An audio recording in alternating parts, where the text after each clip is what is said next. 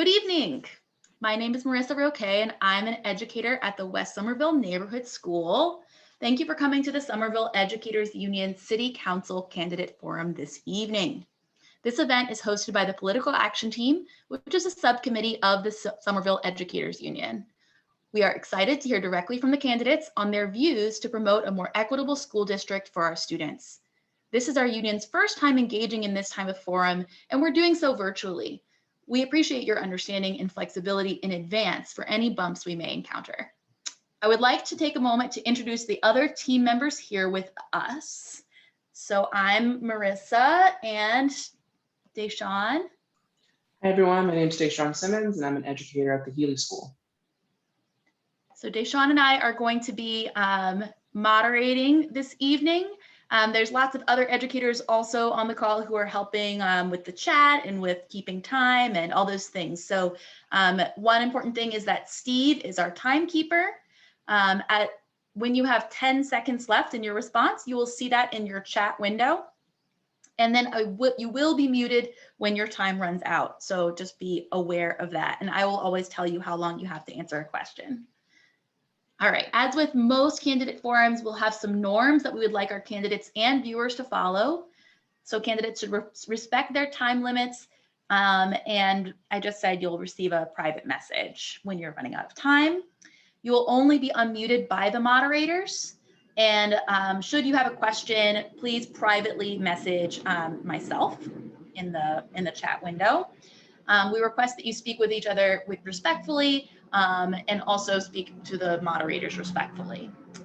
Candidates must have their cameras on while they are speaking, but when it is not your turn to speak, you will be unspotlighted and you're welcome to turn your camera off again. Any questions before we start from anybody at all? I see that Eleanor has a question.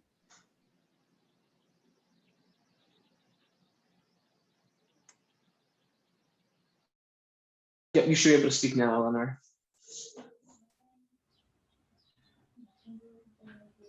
Eleanor Pete. Oh, maybe now, try it now.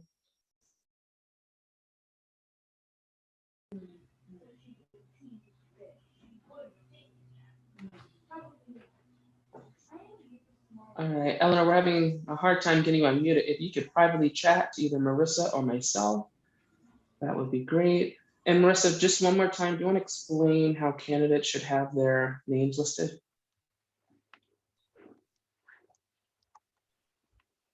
You're muted, Marissa. Muted. Candidates, if you could list yourself as at large and then your name, or Ward 5, your name, Ward 7, your name, that will help us move through the different groups. Okay. All righty. Let us set everyone. Okay. This is fine. So right now, candidates, you should be able to unmute yourself when it's your turn. We're generally going to try to go in order, alphabetical order by first name, just because why not? So that means we will always lead with Charlotte and we will always end with Willie. All right, so alphabetical order by first name. I know that we have a lot of J names, so we are gonna go Jake, John, and then Justin for context. All right, so our first thing that we would like each candidate to do is just take 2 minutes each to introduce yourselves. What do you think are the most pressing issues facing our city? And what are you going to do in your role as city councilor to address them? And Deshawn, I'm sorry, that was supposed to be your question, so let's swap. That's really okay. All right, Charlotte, go for it. Hey folks, I'm Charlotte. I use she, her pronouns. I'm a queer 4th generation renter, a community organizer, and the education justice movement has been my home for the past 10 years. So I'm really honored to be in this space with all of you. The past 10 years of my life, I've been organizing shoulder to shoulder with frontline communities, workers, parents, and students as they battle the crises of our time, whether that's climate change, police brutality, or privatization of our public goods. For me, I started my organizing work as a public education graduate, as a student at UMass Amherst when I first started to take on student loans and realized the burden I would be carrying for the rest of my life in order to attend a public college here in the state of Massachusetts. Together with my fellow students and faculty members, we were able to fight and organize for more funding for the public higher education system. And I learned that I had a true love and joy for community organizing work. I then started organizing here in Somerville as Senator Pat Jalen's field director back in 2016 when she faced an onslaught from the charter school movement, the charter school industry, as they tried to take her out of her seat. This was the pre-battle to No on 2. And so I learned all about what privatization and austerity has meant for our communities. And the past 3 years, I have been the executive director of the Massachusetts Education Justice Alliance, which with the Massachusetts Teachers Association, the American Federation of Teachers, the Boston Teachers Union, and many other parent, student, and community-led organizations fought together at the State House to win the Student Opportunity Act with many of you. And together we were able to win that massive $1.5 billion increase in public education funding here in the state. And as all of you know, that funding was 2 decades of systemic underfunding in low-income communities of color, immigrant students, and to special education students across our state. 10 seconds left. I'm really honored to be here, and I'm excited to bring all of you into this process to fight for a better Somerville together with workers, with families, and with organizers on the front lines.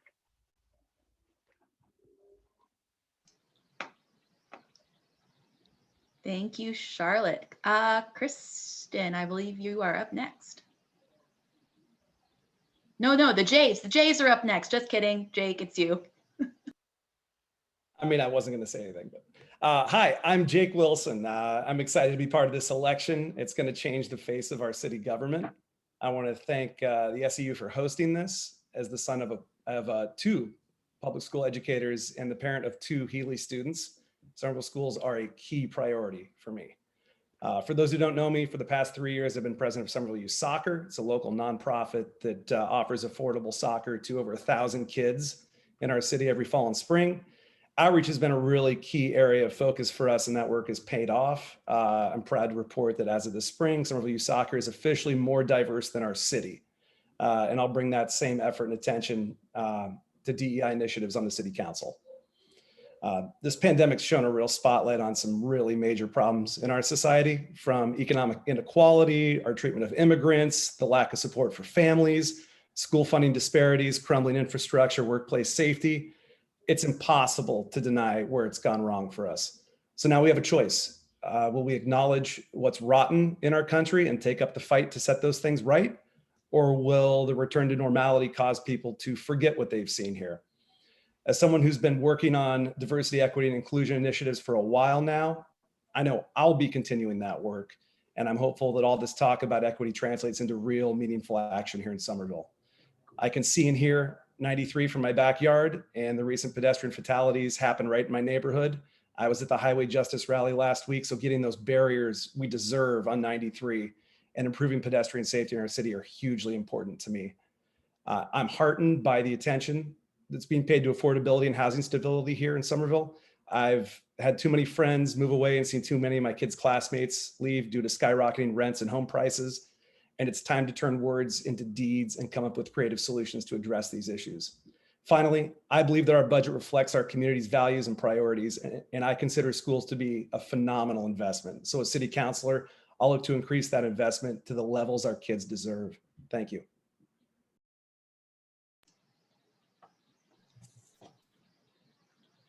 John Boudreau. Hello, my name is John Boudreau. I grew up in Somerville. I was educated at Cutler Elementary. I went to Western Junior High, graduated from Somerville High. I have a Bachelor's of Science degree in accountancy from Bentley University. I was a banking executive. I am now retired. I lived in Michigan for 25 years, and I moved back to Somerville in September of 2019. I am excited about getting involved in the Somerville community. Even though I want to bring a business side aspect to this managing the city, even though I am a business person, I do not believe in privatizing city services.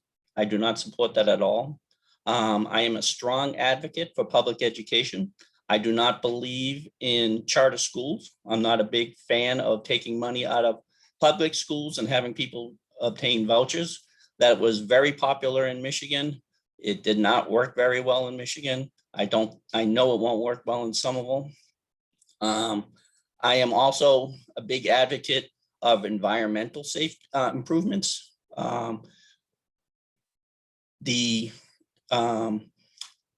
Everybody keeps talking about electric vehicles, and yes, I do think that electric vehicles are an important step, but what about the batteries? What about the environmental consequences of that? When we consider making changes, we have to consider everything. I'm also a big advocate of diversity. I believe that we are not, Massachusetts has not have a very good record with diversity. It does not have a very good record with inclusion, and that needs to change. And that's about it. Justin. Hi, I'm Justin Klekota, your friend and neighbor in Somerville. For 20 years, I've been part of our community as a renter, homeowner, vaccine researcher, climate advocate, and your Democratic State Committeeman representing Pat Jalen's district. It would be an honor to serve you as Somerville's next city councilor at large.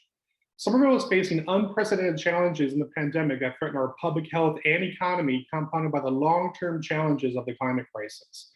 We need to vaccinate our community, reopen our economy and schools safely following the science, reduce our carbon footprint, and increase our business tax base to fund our schools, city services, and housing affordable to all. I grew up in a blue-collar community next to an affordable housing development in Ohio and moved to Massachusetts seeking education and economic opportunity.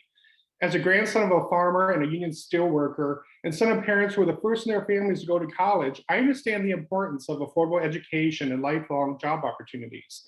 Since completing my doctorate at Harvard, I have committed myself to medical research into treatments for breast cancer and life-saving vaccines to protect the elderly and children. Over the past 20 years, I've been proud to be part of our community in Somerville, and I'm proud to have helped transform our politics to be more progressive, electing many of our progressive elected officials here in Somerville. I reached out to nearly 20,000 people in our district in support of the Green New Deal for Massachusetts by mail, social media, phones, and door knocking. And together with activists across the Commonwealth, we lobbied successfully for the historic climate law that we passed this year. With the Green New Deal that's now law, we must prepare our students for the economy of the future. And every member of our community deserves access to free, quality, lifelong public education. Together, we can tackle the historic challenges ahead of us and create a healthier, greener economy of the future. Thank you for your support and your vote September 14th and November 2nd. Thank you.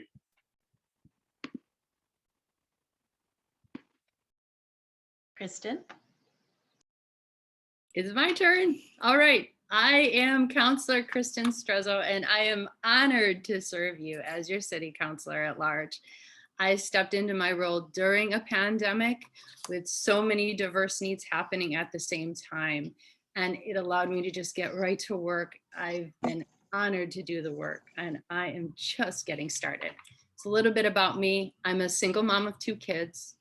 My kids are in the school district, and I actually live in affordable housing.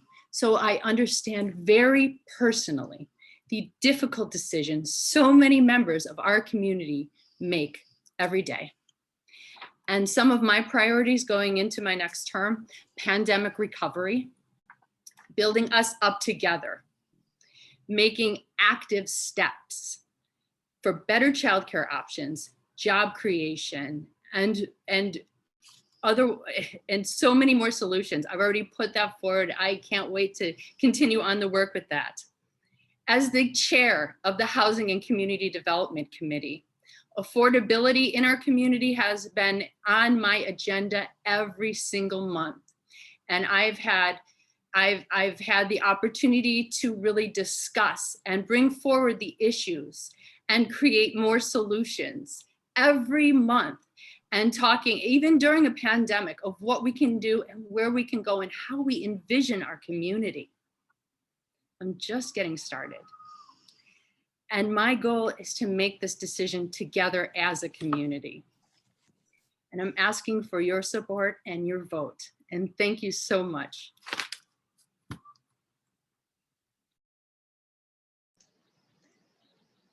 Tracey, I believe you're next.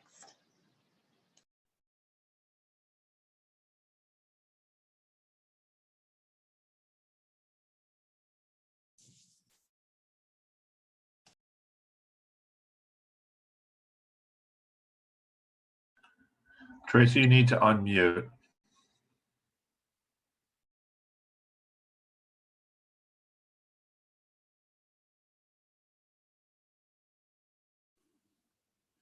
Can you hear me now? Yep, you're good to go, Tracey. Okay, thank you. My name is Tracey Leah Pratt. I've been a public school educator for 21 years, and 17 of those years I spent just a few blocks away in Cambridge. I've been serving the city of Somerville for the past 11 years as an activist, advocate, educator, and organizer. I volunteered at numerous community events, organized voter registration drives, taught Somerville children to read through my leadership at the Freedom School, and taught their parents to speak English and advocate for their children through the Welcome Project's English for Parents program. In June 2020, in the wake of the murders of George Floyd, Breonna Taylor, and others killed because of excessive use of force by law enforcement officers, I co-founded Just Us Somerville, a group of residents of color whose mission it is to build community among ourselves and to ensure our collective voices are heard in our city. This includes our schools. Through this group, along with our allies, I've rallied, I've marched, and helped to harness the voices to affect change in our city. Through action and activism, I've taken note that true change comes from sitting at the table and talking to the right people, and also consistently demanding what's needed. I'm running for councilor at large because I've been successful at affecting change over the past year in Somerville. If I've been successful in the role of activist, just imagine what can be accomplished as a sitting councilor at large. My vision for Somerville is equitable access for all in everything that our great city has to offer. A Somerville that values inclusivity, embraces diversity, and is socially just. Socially just in education, socially just in public safety, socially just in housing opportunities, and so much more. If the right people have a seat at the table. Apologies, Tracey, your time is up. So we've muted you, but thank you. Virginia, you're next.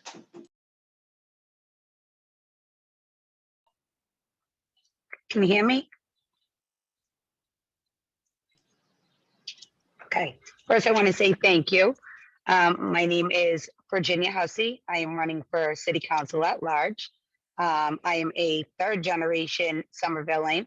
I went to Somerville Public Schools. I graduated at Somerville High.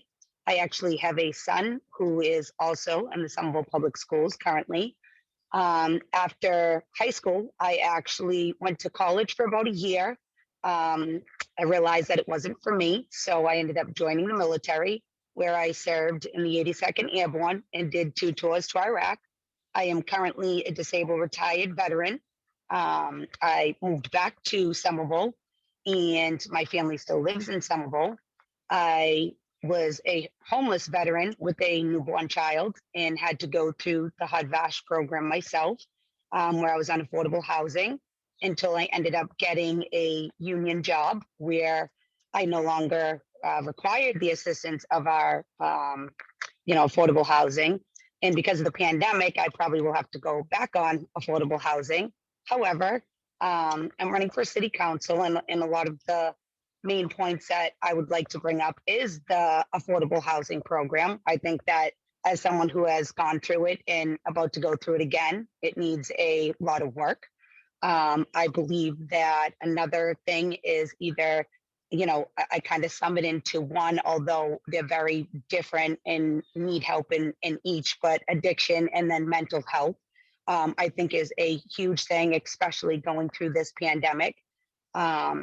I've also done a lot with our youth. I coach Somerville Little League. I coach Somerville cheerleading. I coach Pop Honor football.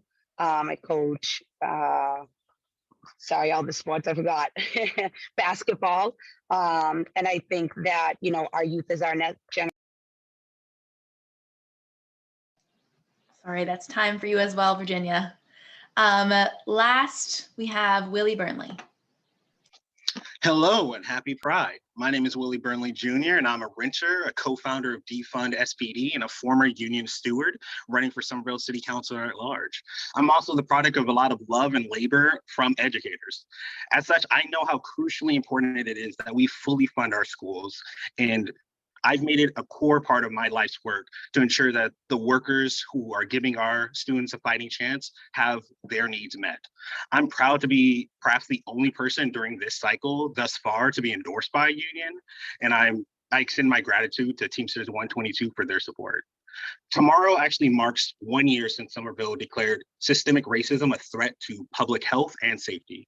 Unfortunately, we know that that threat impacts our schools, from the lack of supports for multilingual students to the lack of pay for our paraprofessionals to the disproportionate discipline that students of color receive. I'm proud to have been on the right side of a lot of these fights with many of you. When the paras fought for long overdue salary increases, members of Defund SPD pushed for funding to be reallocated from the police to our schools. When Flavia Pereira called attention to the dangerous ways that police within our schools harm students of color, Defund SPD stood alongside her and other parents to put a pause to the SRO and STEPS program. As a counselor, I will stand with our educators, our students, and parents to build up programming that is holistic, healing, and that also supports the workers who are in this fight alongside us. And if you want to know more about my candidacy, you can go to willieforsomerville.com and join us for this incredible ride that we're in together. Thank you. All right, thank you to everyone. We're going to move on to our next question here. The current starting salary for a Somerville paraprofessional is $25,000. MIT's living wage calculator estimates that a living wage in Middlesex County would be $35,000.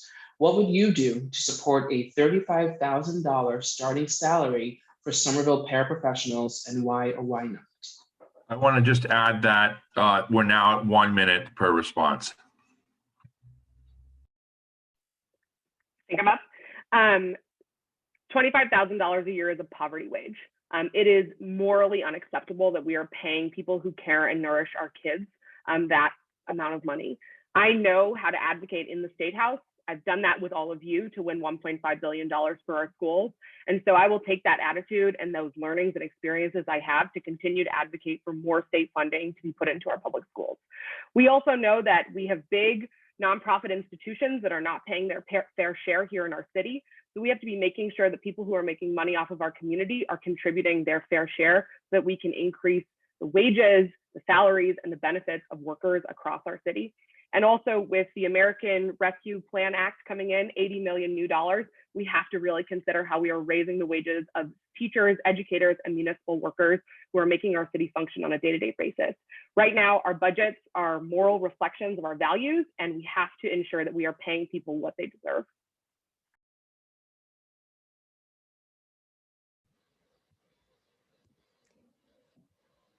I've seen firsthand the impact that paras have had on my kids' education. They're key members of teaching teams. I fully supported the move to get them taken care of and paid better. It's a start, as you're going to hear from everyone who goes after me, I'm sure. It's not enough. You know, it's a poverty wage, and it should be significantly higher.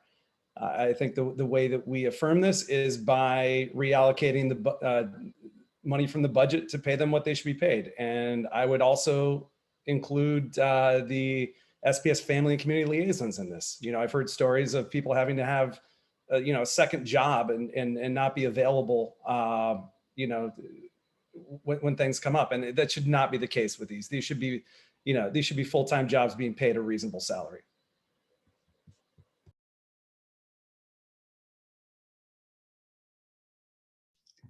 To me, $25,000 is a pathetic sum. $35,000, I don't even know if that's enough. What I would like to do is I would like to take a look at using my accounting and finance background to look at the entire budget and find out where we're really spending the money. To me, educators, anything to do with teachers, paras, anything to do with educating our children, we need to be putting the money towards that. That to me is an investment in our future. Our children are our future. It's not an expenditure and it's an investment. So I would look at the entire budget to see where everything in the school system needs to be increased.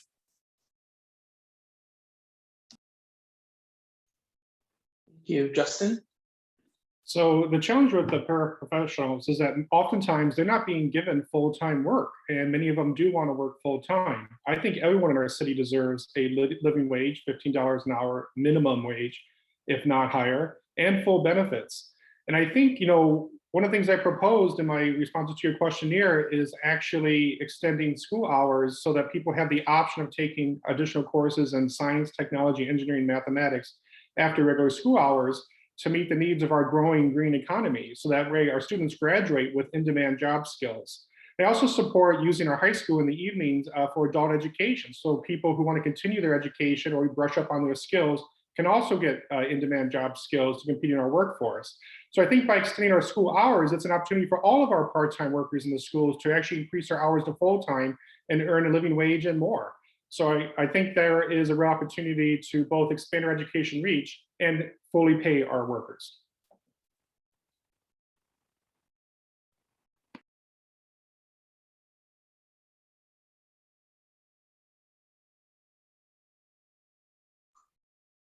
Thank you. After Justin, we have Kristen.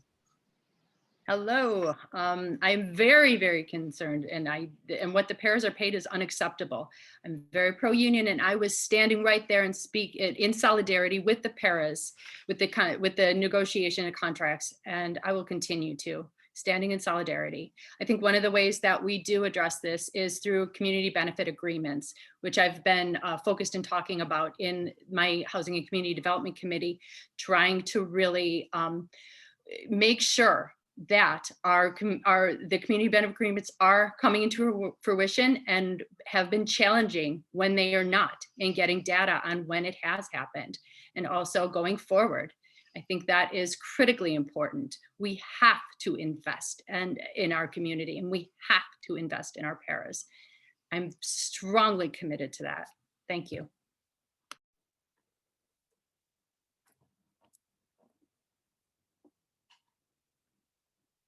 Thank you so much. Tracey. I've been working in schools since the year 2000 for 21 years. I've taught in Washington, D.C. I even spent a year on a leave of absence teaching in Mexico. Schools cannot operate without paraprofessionals. And as a matter of fact, I don't even like the term paraprofessionals. They are education support professionals, just as teachers are. And they deserve a wage that they can live on, and even a wage that they can begin to thrive on. It is shameful that they're getting paid $25,000 right now. I do believe there is money in the budget to increase to $35,000. And even if it doesn't happen in one step, it can be done in a way that over the course of 3 years, they can reach that $35,000 mark. And that would certainly be my goal. Thank you.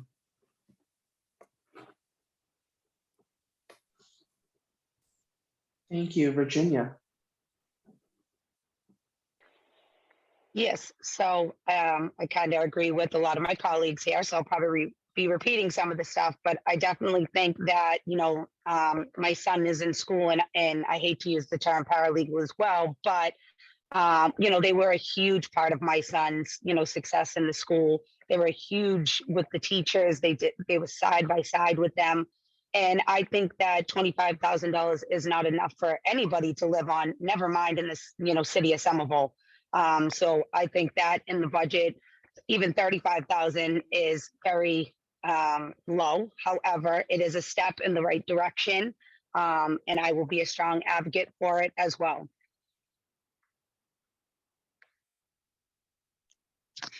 Hello.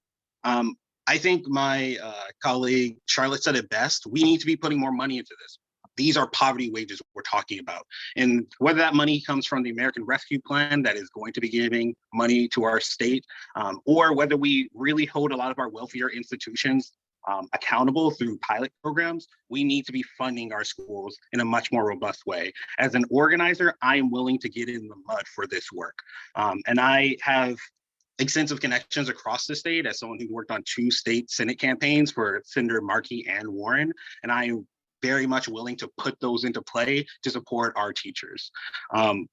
And as I said in my questionnaire, I believe that funding within our own budget should be looked at from a much more moral standpoint. We can move money from some of the institutions in our city that potentially provide more harm into the SPS system, and specifically for our parents who are doing such incredible work for our students.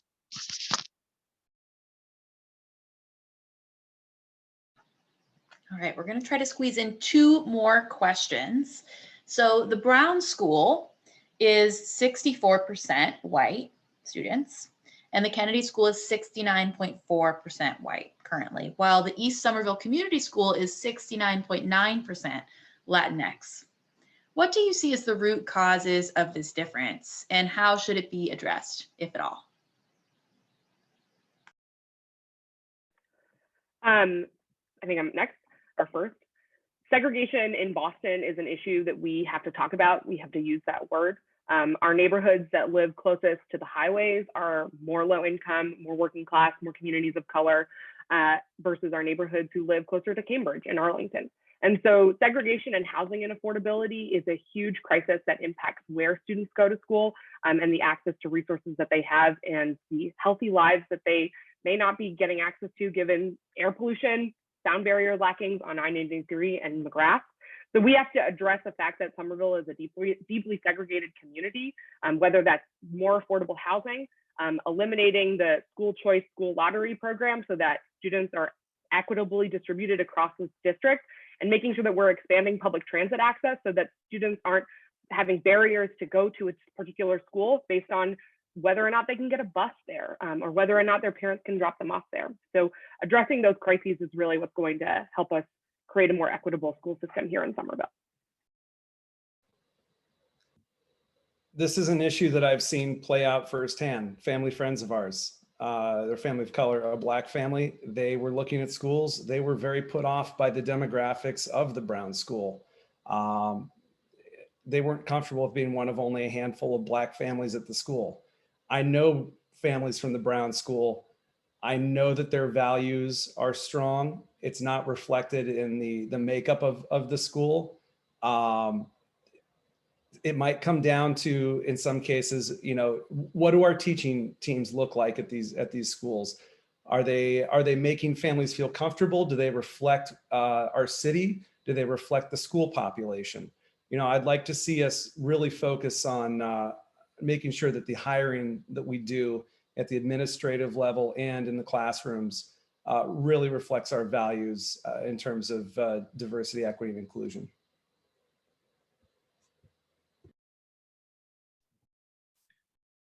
Greater Boston has always been a very segregated area in this country. It has always been overlooked. I think the reason for the disparity in the Brown school system has to do with housing. People are moving to areas that they can afford. West Somerville, Ball Square, that Tail Square, that area is very expensive. They can't afford to move there. So they are choosing an area where they can move, afford the rents, and therefore where they're going to school.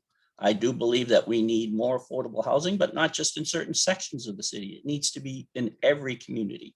One community shouldn't be bearing that responsibility. It should be the responsibility of the entire city, not just one section. Thank you.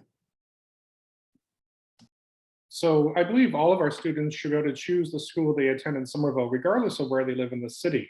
And this includes both schooling during regular school hours, as well as some of the proposed expanded after-school programs I'm proposing in science, technology, engineering, and mathematics. You know, in order for our students to compete in the green economy, we need to have greater educational excellence in our schools that meets the needs of our growing high-tech green economy. I believe greater economic equity can be achieved through educational excellence. And so I do think giving students the option of mobility throughout the city for both regular school hours and after-school programs can help close any disparity there is. But ultimately, I respect the decision of the families and the students on where they want to go to school. But I really do believe there's an opportunity for us to expand our curriculum and our program in science and technology, so our students are the leaders of our green economy of the future.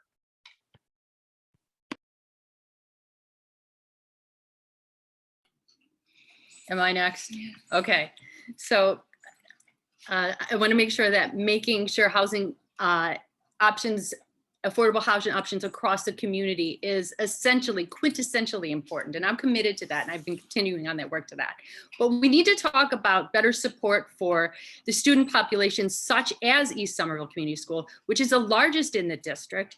And I don't feel like the services that East Somerville gets is equitable to some of the other grammar schools throughout the district. We need more, in East Somerville Community School specifically, we need more parent liaisons, and we need more school counselors, and we need more translation services, and we need some more communication so that parents know after school programs are happening and how they can connect to sign up.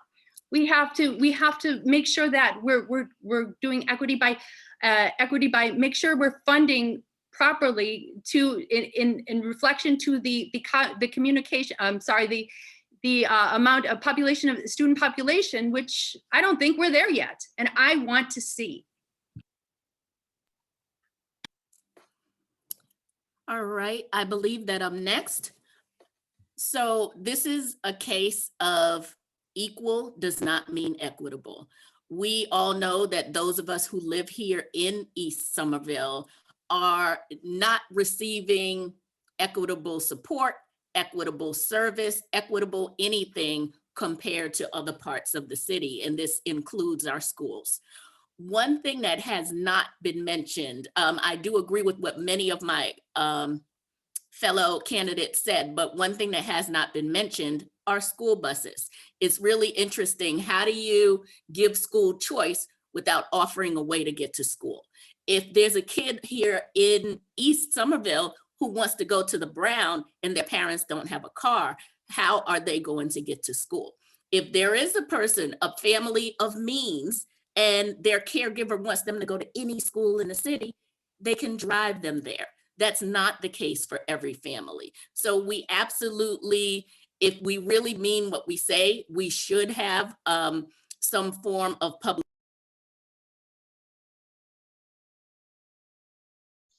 Sorry, that was time. I believe Virginia's next.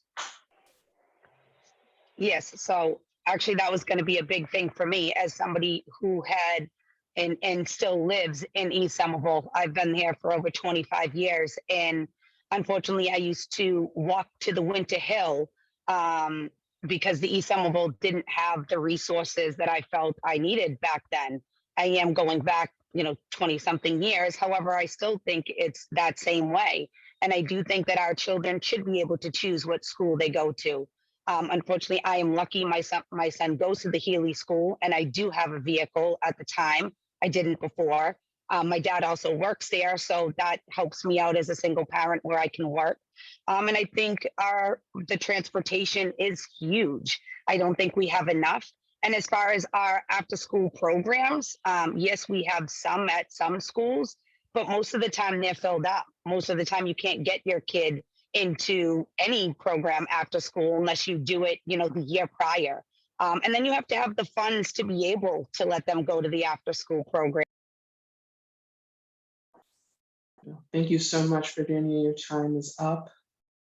We're going to move to Willie. Thank you. The numbers that you listed are, quite frankly, a little unacceptable to me. As someone who grew up going to schools that were but very under-resourced, I know that there are issues of equity within our school system between the different schools. And when we talk about the Brown School, we can talk about a number of issues from the demographics to the physical state of the school itself. And perhaps that will come up.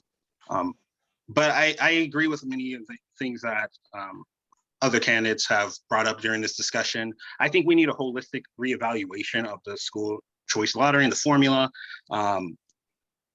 We need to be also making sure that, as people are saying, transit is available, that the city has more affordability in general, which is one of the main issues here, in that the streets are safe for students to travel in general.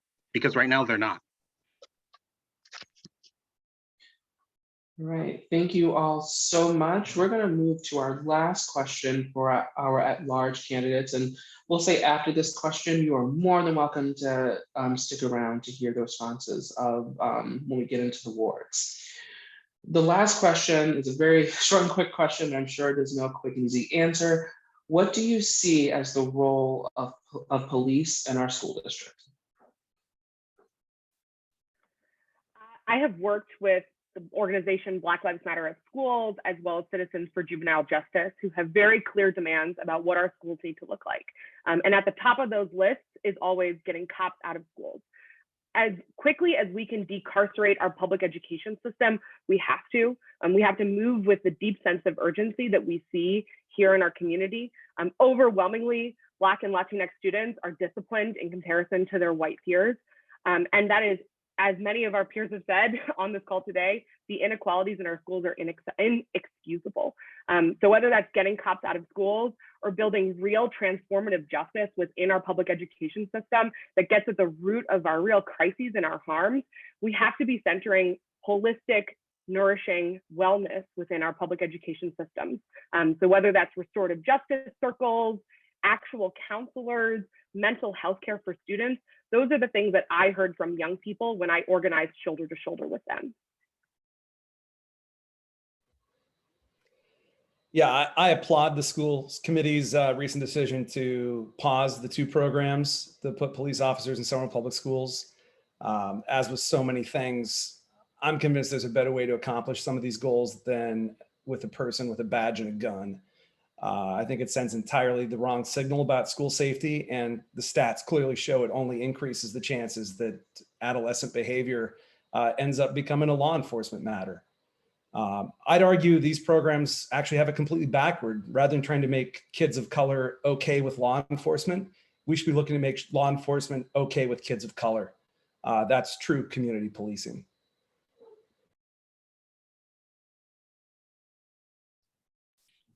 I do not support police in our public school systems. I think it sends the wrong message to our certain members of our community. I think they feel that the police are really looking at them and not their counterparts.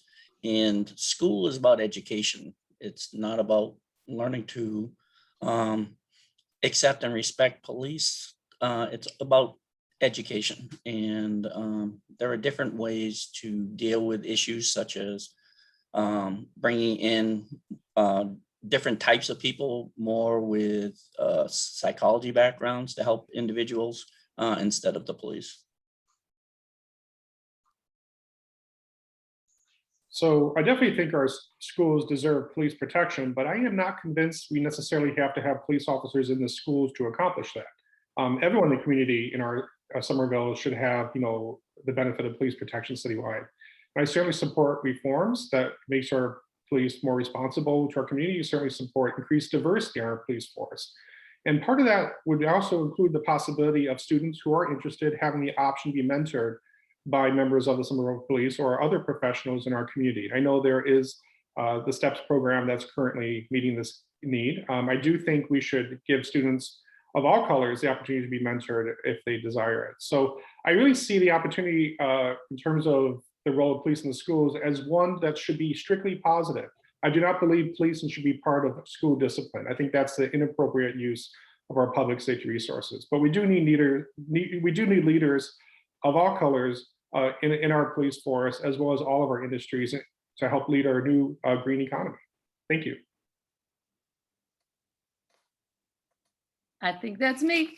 First off, there should not be police in schools, and I'm very proud of the school committee's recent decision to do that.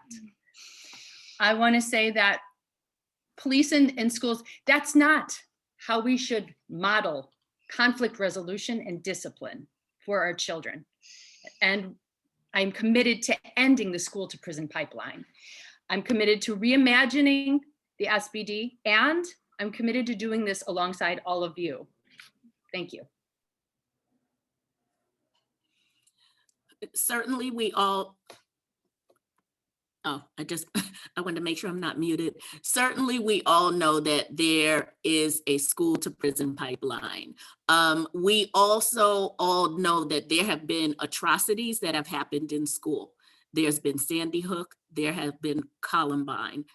With that said, I am a supporter and proponent of restorative justice circles. I'm actually trained in them, and I do believe that they work.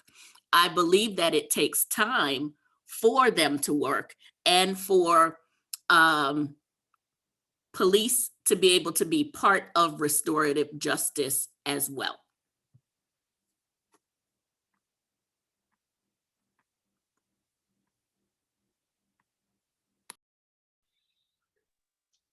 So I also agree that we need some type of reform. I think that it is good that the school committee did put everything on hold until we can kind of come to a plan. I think we need to talk to our students, the community, the teacher, and figure out a better positive way where our police officers can, we need to build the gap between our youth and our police. And I don't think having them in the school every day is the best plan for that. However, I do think that, we need to take a look and figure it all out and come up with a better solution. I applaud my fellow candidates in speaking out against the school to prison pipeline. I grew up seeing that pipeline very firsthand. I grew up going to over-policed schools for most of my life, and I remember the unease that the presence of cops watching over us at lunch, bringing dogs to smell our backpacks, going into our lockers, had on students of color, making us feel like every day we were in prison for the crime of existing. For that reason, my vision for public safety is based in our community in transformative and restorative justice practices rather than punitive ones.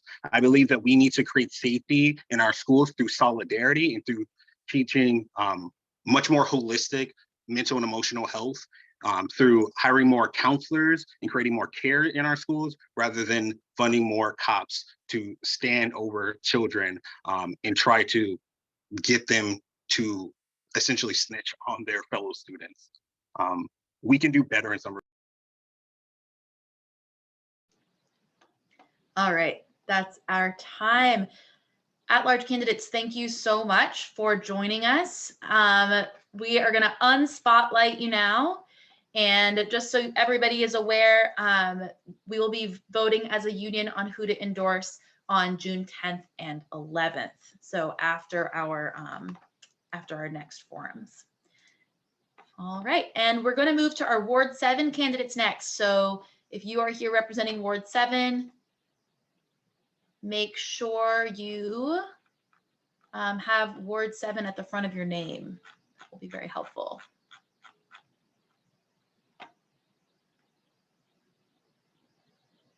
All right. Becca and Alex and Judy. Excellent. I think it's just the three of you. Is there anyone else in the meeting who's running for Ward 7 City Council?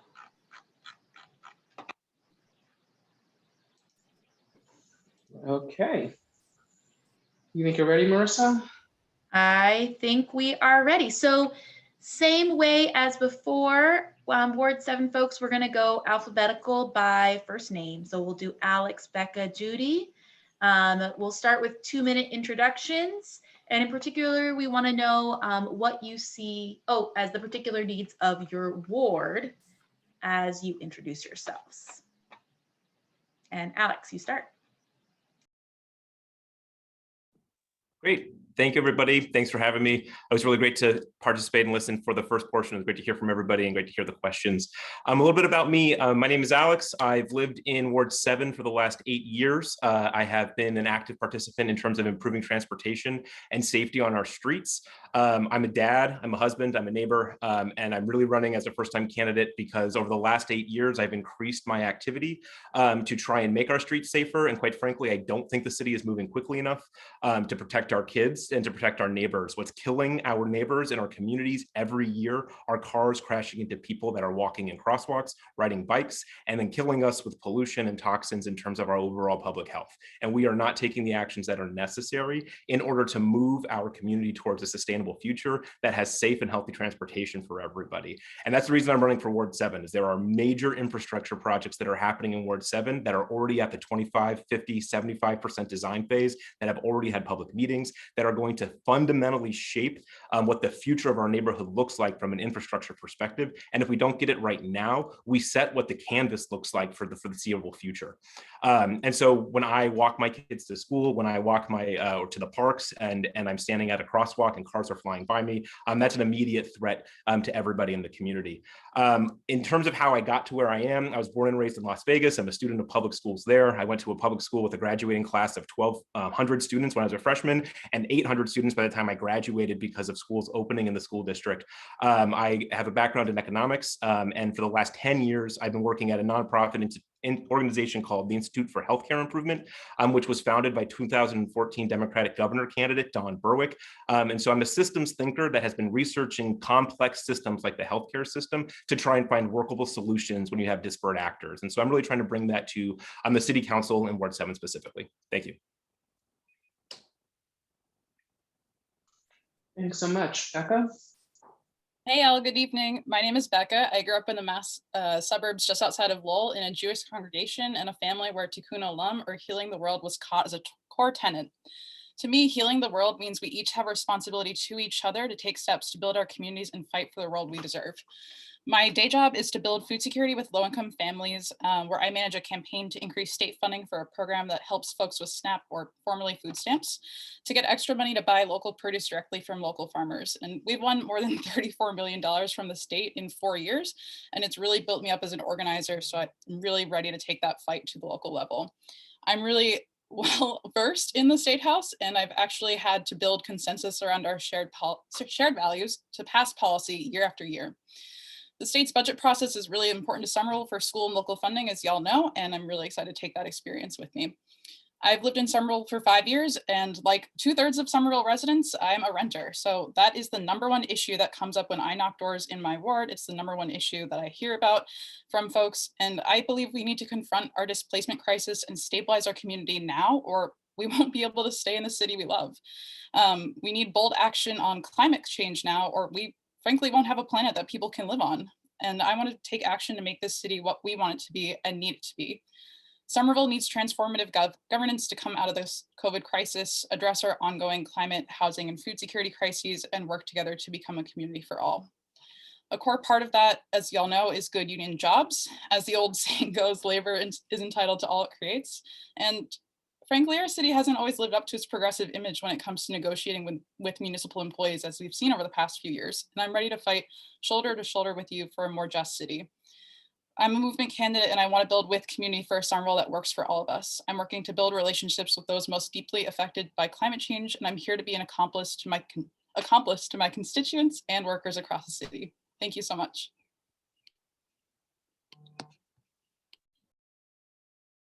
Thanks so much. Judy, whenever you're ready.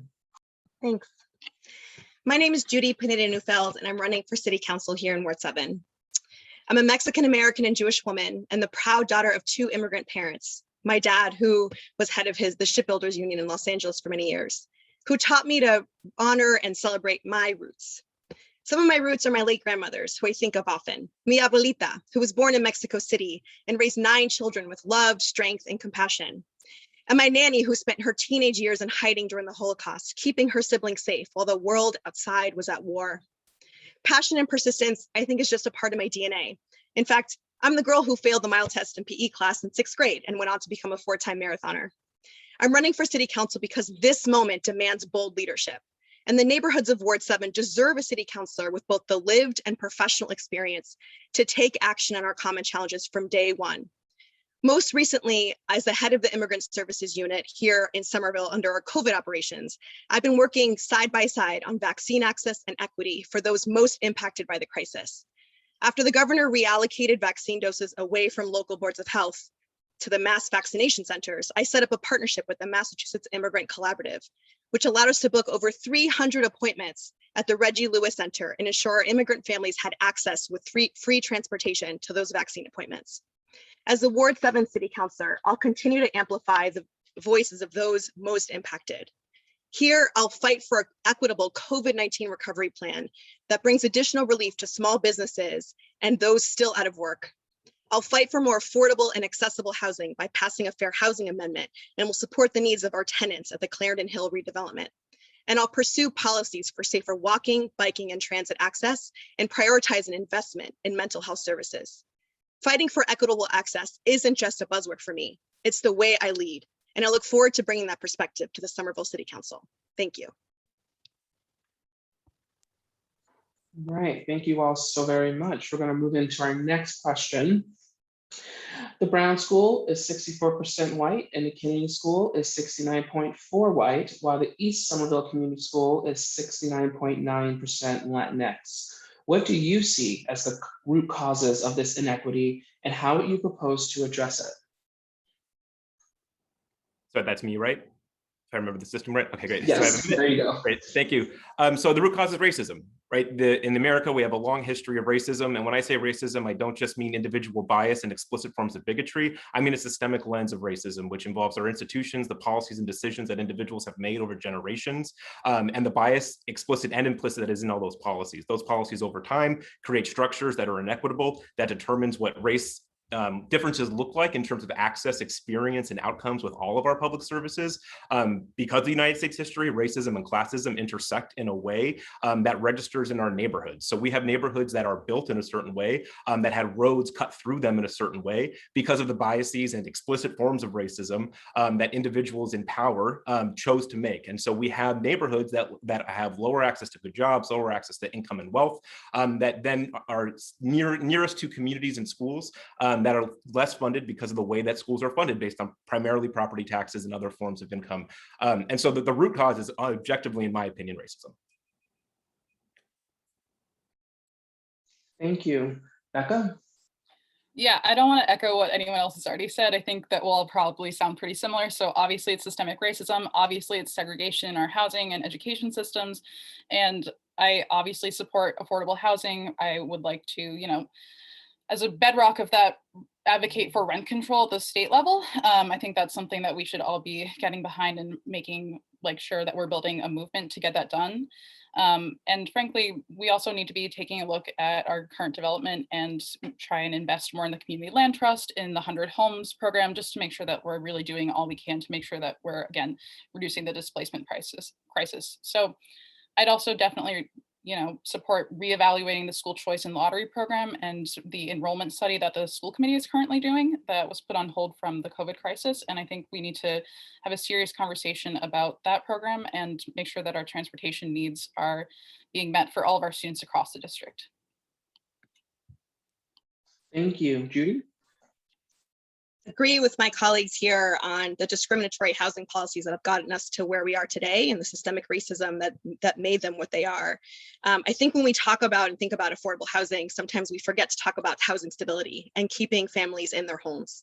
So I want to make sure that we focus on that in addition to transportation, which I know was mentioned already tonight, making sure that our families get access to all of the programming across the city, including the school that they want to go to. In addition, when we think about inequities in our system, I've seen firsthand with my work with the Immigrant Services Unit what happens when our folks and our families fall into the digital divide and don't have access to internet or computers to be able to even know what resources and programs and services the city has to offer. And so I want to make sure that we really invest in a municipal Wi-Fi network and making sure folks have access to the internet as a part of the resources that we provide.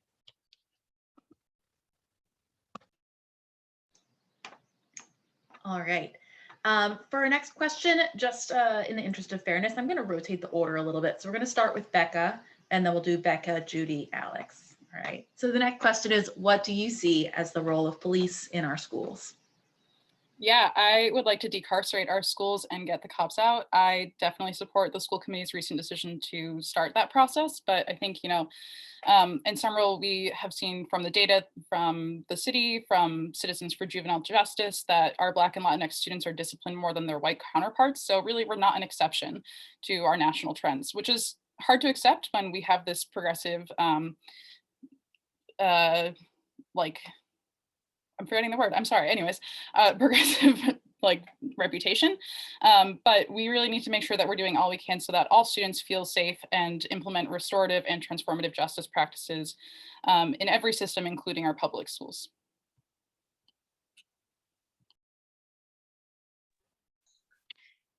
So over the last 2 decades, the presence of police officers in schools nationwide has more than doubled, mostly as a response to the prevalence of school shootings, unfortunately.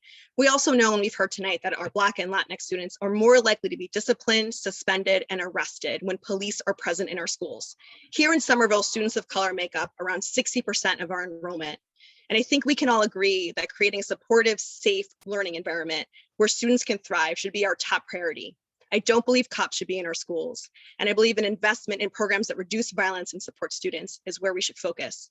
This could look like restorative justice practices, which we heard again tonight, more training and professional development for staff and educators on trauma-informed teaching practices, and hiring more guidance counselors and social workers for our students. Great, thank you. I agree with both Becca and Judy. I think there is no place for police officers in our school in the same way that there's no place for police officers in any part of our community except when they're needed for what they're trained to do, which is to respond to violent emergent situations. I think that when we think about what we need to do for schools, we need to create an environment where people have an opportunity to learn, to thrive, and to have a pathway towards success in the future. And I think our perspective as a community often thinks of choices related to criminality and that sort of thing, when ultimately I believe that all forms of crime and criminality are ultimately an economic choice, right? Crime is a reflection of injustices in our overall macroeconomic systems that distribute opportunity unequally based on our history of racism and our history of classism. And so I think that the role of policing is to respond to crises as they arise, but it's certainly not to have a regular presence in our classrooms. And I think we need to take a step further and also understand the ways in which all of our biases affect the ways that students are disciplined and judged, not just by police officers, but all faculty and their peers. All right. Oh, go ahead, Marissa, do your thing. You're good at this part. All right, we are at time, so I'm going to go ahead and rotate to our Ward 5 candidates, but thank you, candidates from Ward 7. I'm going to remove your spotlights.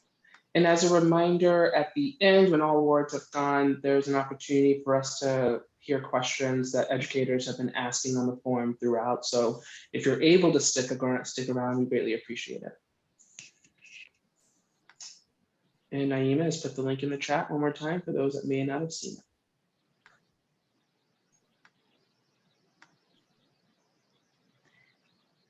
All right, now we have with us Tessa Bridge and Beatriz Gomez-Mouakad. And we will do our first question starting with Beatriz as your name comes first alphabetically.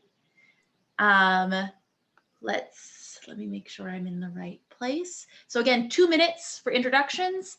And in your introduction, if you would focus on what you see as the particular needs of your ward. Beatriz, you're up. Hi, good evening. My name is Beatriz Gomez-Mouakad. I'm a native of Puerto Rico and an 18-year Somerville resident with 2 beautiful children, Isabella and Marco, who attend Somerville Public Schools. My love for Somerville, a community with immigrant and working class roots, and the desire to bring the best out of the city has inspired me to run for office. I know that Somerville aspires to be an equitable and sustainable city that is inclusive and welcoming of all people. COVID showed us that inequities still exist. But I watched as Somerville residents came together to help others in need and yearn to give a voice to those most affected by this pandemic. The heart and yearning of the city to do better and be better has ignited in me the need to fight for change. During my time in Somerville, I have participated in design review committees for new developments, sat in boards for nonprofits, SEC and Groundworks, and Youth League, Summer Youth Soccer League. I was a vocal voice at times in school committees, city council, community meetings, pointing out social inequities, language barriers, and environmental injustice. Most recently, during COVID, I advocated for the Latino community, who represents more than 40% of the students, but lacks representation in our elected bodies. I'm a Puerto Rican woman who's bilingual and bicultural, and through that perspective, I've learned to be a careful listener and observer. I'm keenly aware of injustices and biases that happen due to a lack of understanding, but I also understand the strength of diversity. Living in Somerville, I have seen its residents cherish diversity and want to continue to find a way to ensure all community members are valued. Since I moved to Somerville in 2003, I have observed the city grow quickly, and with this growth, we're confronting new challenges. For example, Green Line expansion will bring new challenges. Because of my professional experience as an architect in project management, construction planning, and 5 years working in affordable housing development, I understand the challenge of development in our city, and I will advocate for more sustainable and equitable projects. As a bike commuter and the mother of 2 children who walk freely throughout the city, I understand the need for greater traffic safety. And I believe in the need to protect the life and safety of our citizens through better traffic design enforcement and traffic laws. And finally, I'm unabashed. Sorry, that was time. Tessa, you're next. Hi, everyone. My name is Tessa Bridge. I'm running for City Council here in Ward 5. I am so honored and excited to be here with all of you tonight. Of all of the endorsements that I'm seeking, this is one of the ones that matter the most to me. I have fought side by side with so many of you for a living wage for Perez, for a safe return to schools during COVID, and for equitable policies throughout Somerville Public Schools. My career has been in education in various school districts. I was a member of a teachers union, and I have organized with the SEU, the Cambridge Education Association, and the MTA. And although it's been a while since I've been in the classroom, my orientation to my work as an organizer is very much defined by the ethos of teaching and learning. I'm seeking your endorsement to be a partner with you in this, like I have been. I am not coming to you to leverage your power to get into office, but rather I am running for office because of the power we have been able to build together. This campaign and my priorities as a city councilor are an extension of my organizing work. I will fight for a just COVID recovery, and that includes increasing the SPS budget. I will push to increase affordable housing, invest in sustainable infrastructure, and make sure our streets are safer, just to name a few. To do this, we must name the ways that power and privilege shape our policies, practices, and programs, and deeply engage with parts of our community that have not had a voice in decision-making. I've done this work as an organizer, and I will bring my skills and dedication to City Council. The SEU is a crucial part of this work. You are the experts on education. And as someone who has spent my life surrounded by educators, I can say with confidence that you are some of the most committed, thoughtful, dedicated professionals in our community. You are also workers who deserve respect and value. My family chose to put our roots down in Somerville because of the Somerville Public Schools, both as a place to work and for our children's education. The work that the SEU has done in the past few years has pushed us to live our stated values, and it has been inspiring and transformational. I am proud to have advocated for justice alongside you all, and I will continue this work as City Councilor. I hope this is the beginning. All right, thank you, Tessa. Looks like that was time. All right, so for our next question for candidates, the Brown School is 64% white and the Kennedy School is 69.4% white, while the East Somerville Community School is 69.9% Latinx. What do you see as the root causes of this inequity, and how do you propose to address it? And this time we'll start with Tessa.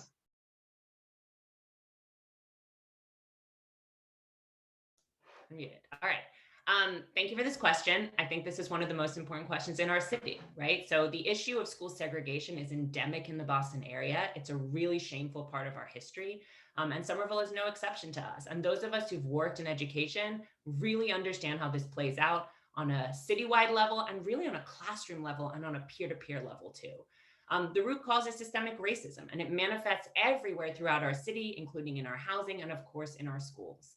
And housing should not be what drives where kids are in school, and clearly in our city it is. And one of the main mechanisms that is allowing this to continue is the controlled choice algorithm, which is clearly broken, as evidenced by the data you just supplied. We need to have an enrollment study around this, which the school committee has said they're going to do, and I'm excited to see the results of. And then the other piece is that there's no busing here in Somerville. Where you live completely determines where you go to school unless you have a parent who can drive you.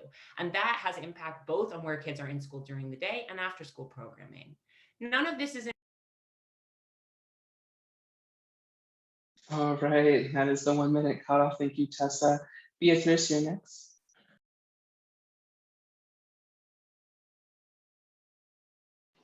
Beatriz, you're muted. And sorry. Steve, can we start that time? Yeah, thank you. So I'm actually a parent of the Brown, and I happen to be the other non-60%. I think we need to be careful a little bit here. Just by mixing students, you're not going to achieve integration. Okay, I think we need to understand that we need why people want to be together in a community and what it means to integrate our students. So I want to warn everybody about this. I suggest that we begin a language program across our schools, because by learning language, you understand cultural diversity. I think that's the way to start integrating our schools. I also want to point out a gross inequity and a civil rights violation that we have in our school systems. The Brown School is not ADA accessible, and the city has avoided any repairs specifically because they have said they're going to trigger ADA. So these are gross injustices. And basically, I just want to point out very, very quickly, students have left the Brown because Sorry, that was time. Our next question is going to be, what do you see as the role of police in our schools? And we'll start with you, Beatriz. So police should not be in our schools, period. Basically, we need to understand and define what is safety. Is safety because we don't understand mental illness? Is safety because we don't understand special needs? Is that why we have police? We shouldn't be castigating our students. We should be addressing our students' needs. That's what we should be doing. And we have to stop the over-criminalization of their society and our perspective that Latino, Brown, Blacks are more prone to crime. That starts, it's not just with the police that it starts. It starts with the attitude of our educators. And I remember my sister telling me this when she was teaching at the Black school. She said, Beatriz, they treat Puerto Rican boys at 6 as they were criminals already. So this is a long issue, has been going on in our schools, and we have to address it. And it's systemic racism and it's over-criminalization of our society and an ill definition of safety.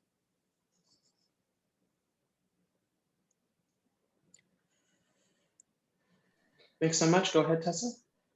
Yeah, I don't believe we should have police in our schools, and particularly police carrying firearms. I think this makes our school communities less safe, and it erodes relationships, particularly with kids who need the most connection.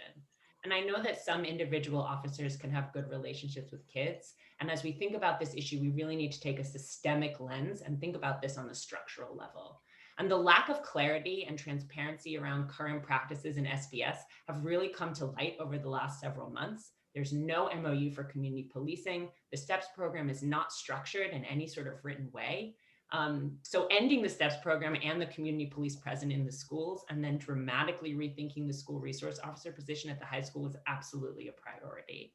Hundreds of educators have signed a letter to school committee asking for this to be addressed. You know what you need, and you know how to support your students, and we need to listen to you. I want to see the money that's currently spent on policing used for education and for wellness services rather than for violence workers and carceral solutions.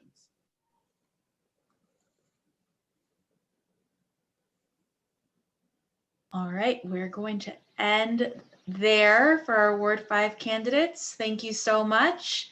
We're going to take just a moment to hear from our candidates from Ward 3 and 2. They are not necessarily, their opponents, if any, are not necessarily here, but I would like them to introduce themselves. So let me see what I can do. And able to spotlight, it looks like JT here. Okay, and then here is Ben Ewen-Campen. Perfect.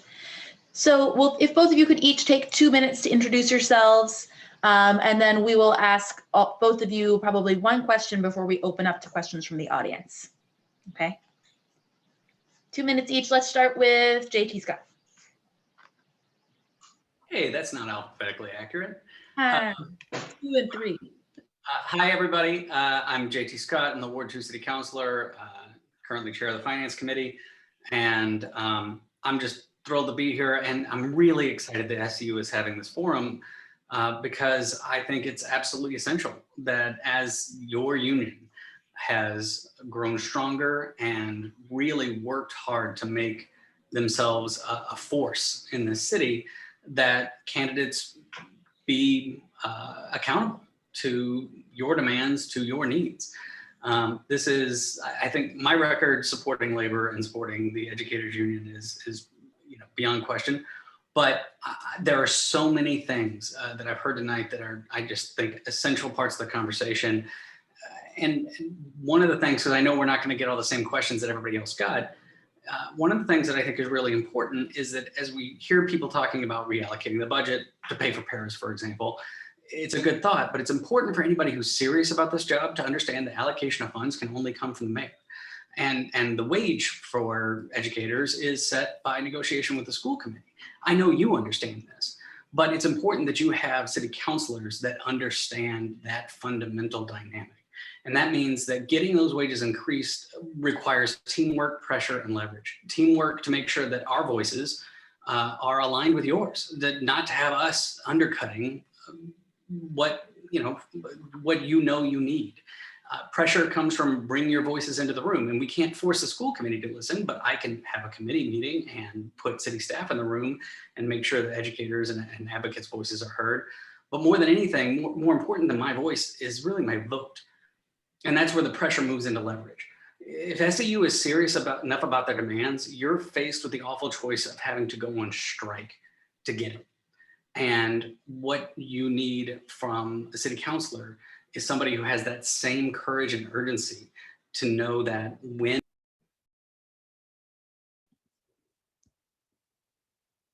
Sorry, JT. Hey, everybody. My name is Ben Ewen-Campen. I represent Ward 3 on the City Council. So I recognize some folks here, but I'll just introduce myself to everyone that I don't know. First, I'll say I was elected in 2017. And so I'm running for a third term, and I actually do have an opponent now, a Republican opponent. And I will also say that my background is in biology, and I very much did not grow up expecting to get involved in local electoral politics.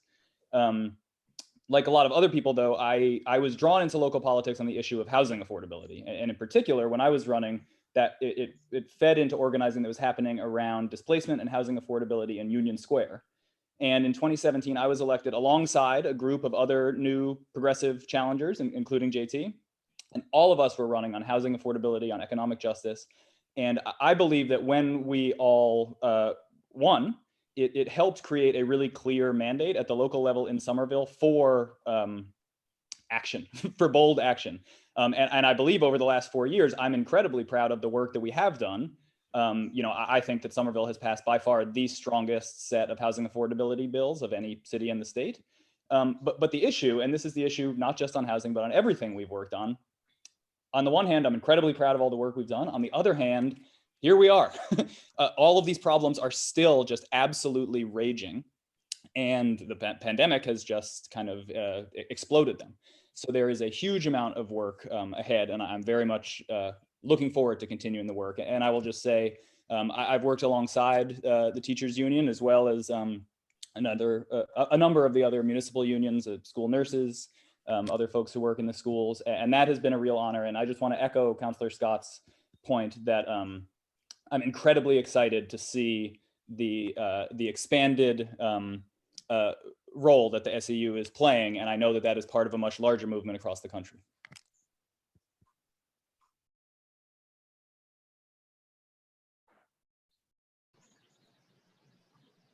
All right, thank you both very, very much.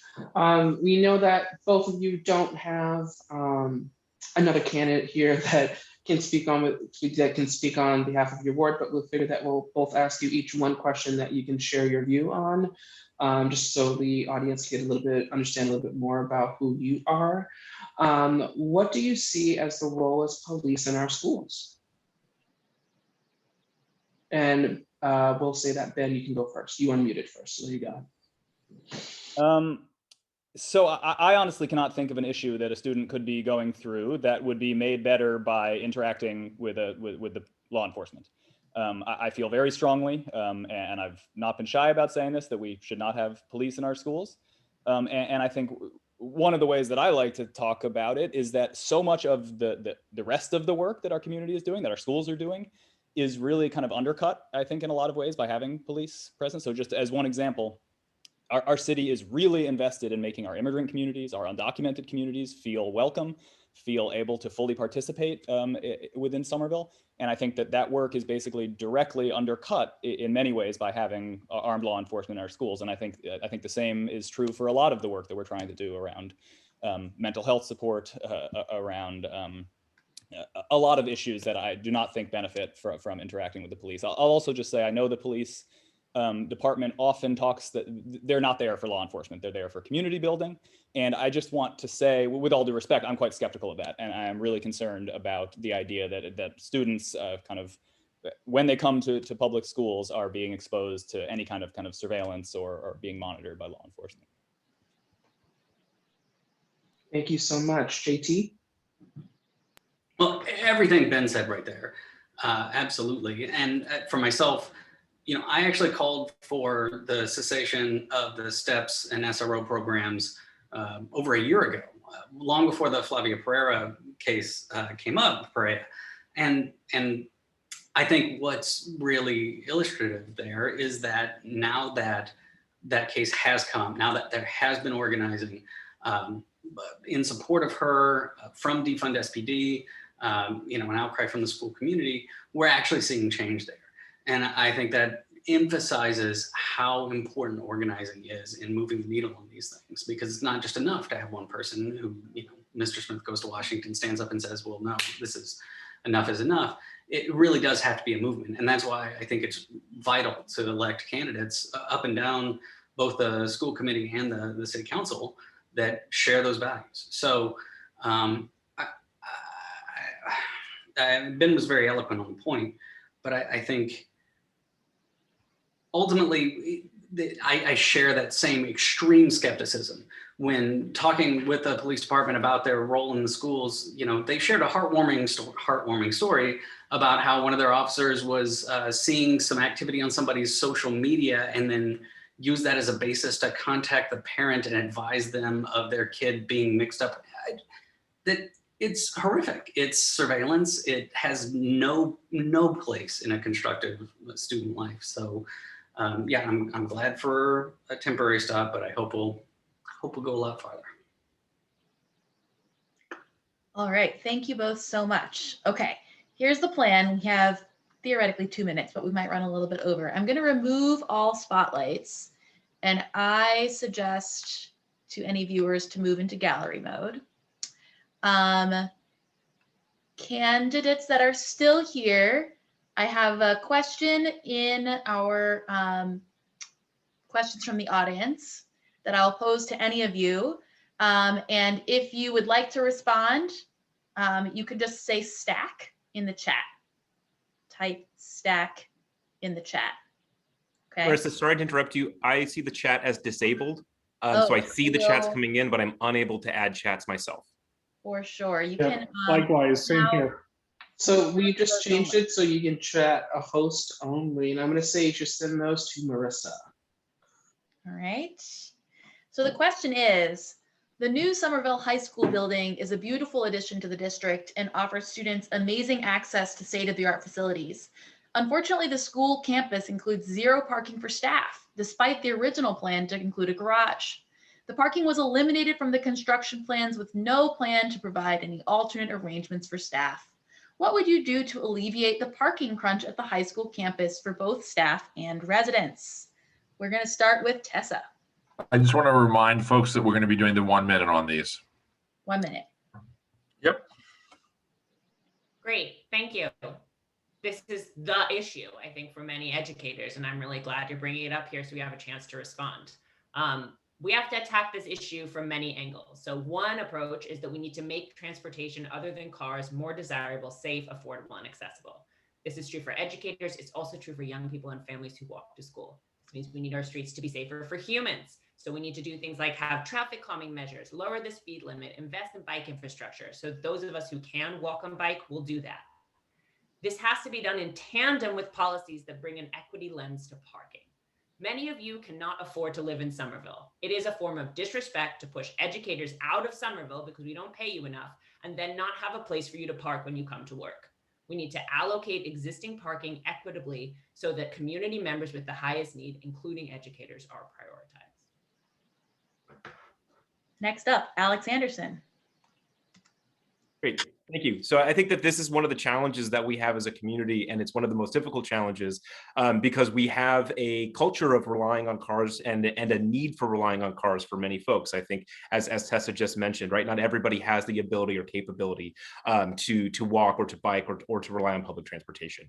And so I think the most important thing is we need to have a long-term sustainable and healthy approach to how we think about transportation, which means a massive increased investment in public transportation, first and foremost, right? Some people maybe need to rely on a car, but that doesn't mean you need to rely on a car to get from every place from point A to point B if there is a robust, reliable, safe, and accessible public transportation system. So I think the expansion of the Green Line and is a big step in the right direction, but how do we get from the new Green Line stations to the areas in our community that we need to get to easily is a really, really important step. And so I think that the progress that we're making on Highland right now that the city is considering is super important, and we need to make sure that there's meaningful bus access on Highland to make sure that the high school is accessible.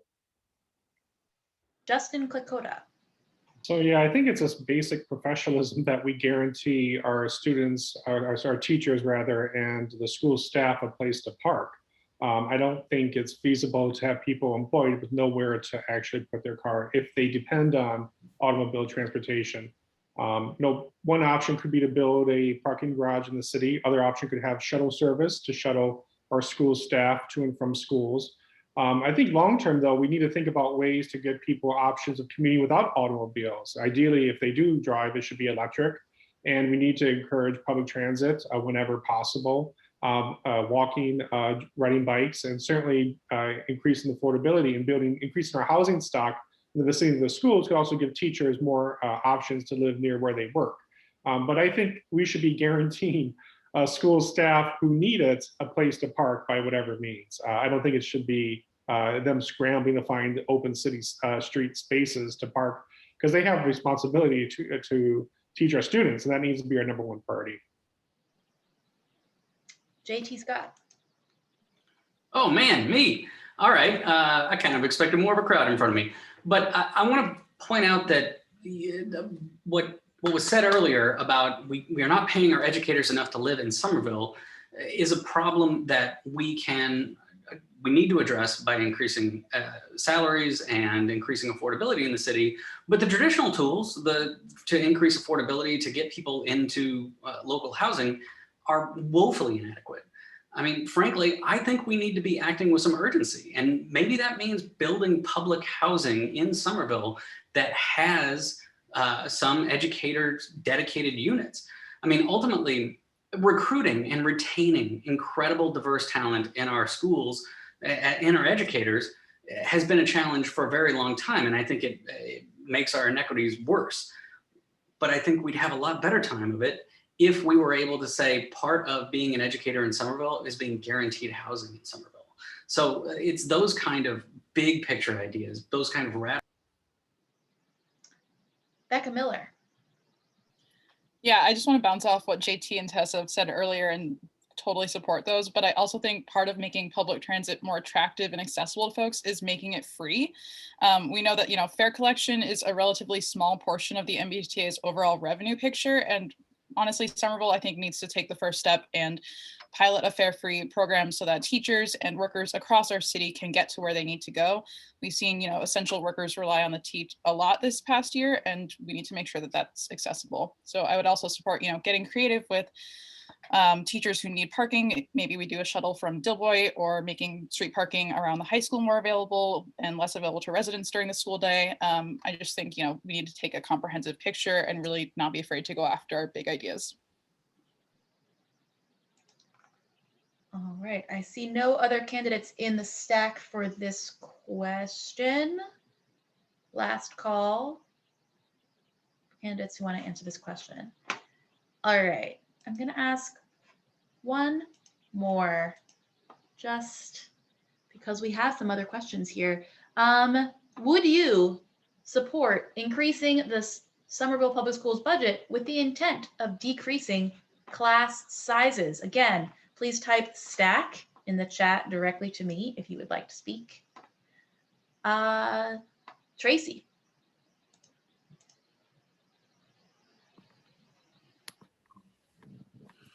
Yes, absolutely. I would support decreasing class sizes. I think just from my own personal experience, 25 students in a class, it's a lot. So if we have smaller class sizes, teachers and their education support professionals can adequately give students the attention that they need, and that should be priority. Thank you. Tessa Bridge. Hell yeah.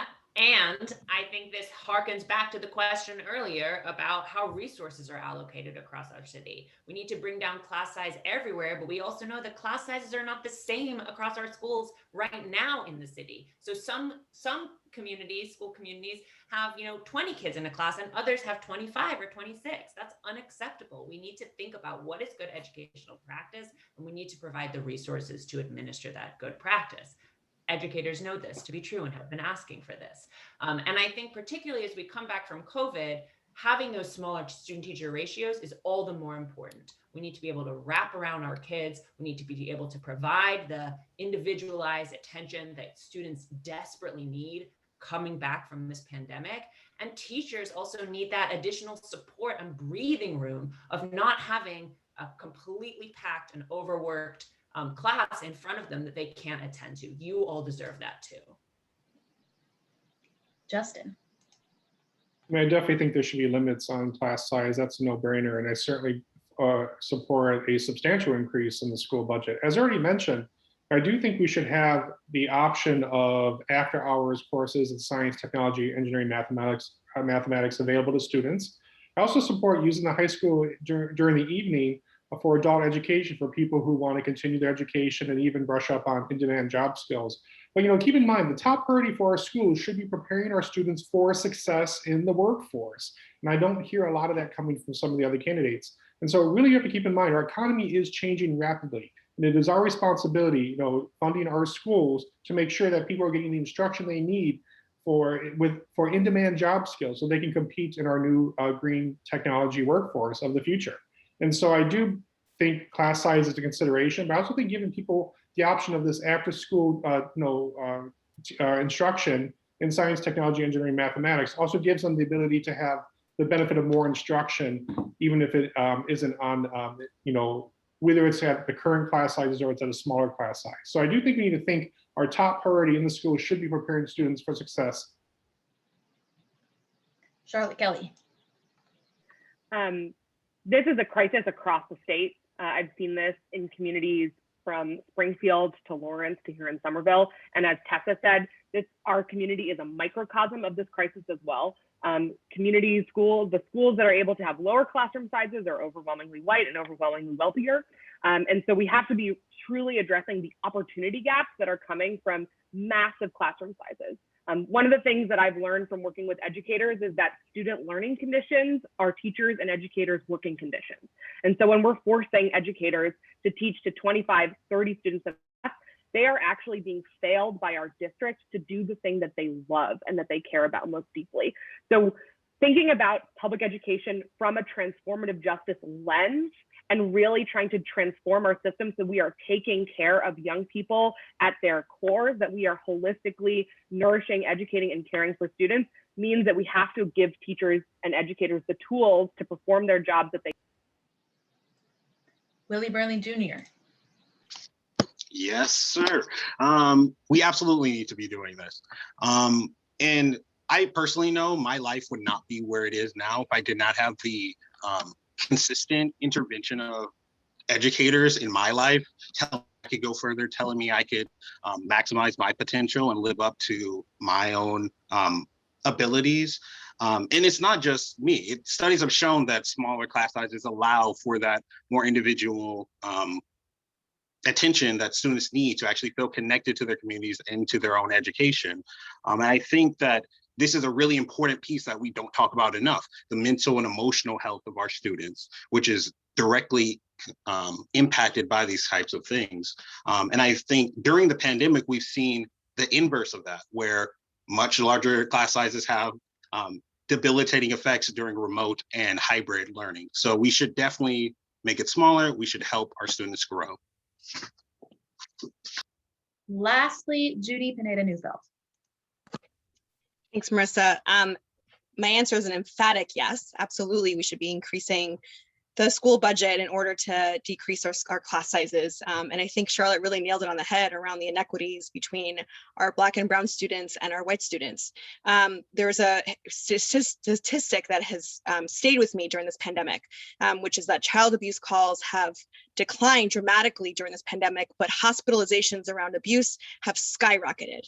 That means that many of our youth in this community are living in fear, in trauma, and as they return to school in the fall full time, making sure that there's one-on-one attention and much smaller class sizes. So teachers, paraprofessionals, school nurses, all of the wraparound folks that care for our youth can make sure that we're recovering from this pandemic and focusing on mental and emotional services for our students is incredibly important. And so I emphatically agree with increasing the school budget in order to.